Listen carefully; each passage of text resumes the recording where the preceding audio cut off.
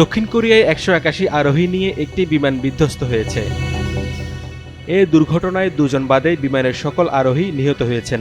Double million offer Walton fridge কিনে পেতে পারেন 20 লক্ষ টাকা, রয়েছে কোটি কোটি টাকার নিশ্চিত উপহার। বিষয়টি নিশ্চিত করেছে দেশটির সংবাদ সংস্থা ইউনহাফ।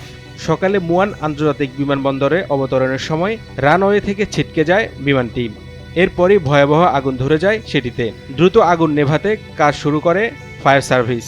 175 যাত্রী ও 6 জন ক্রু নিয়ে থাইল্যান্ড থেকে ফিরছিল জেজো এয়ারের বোয়িং 737 উড়োজাহাজটি। 181 জনের মধ্যে 2 জনকে জীবিত বের করা হয়েছে।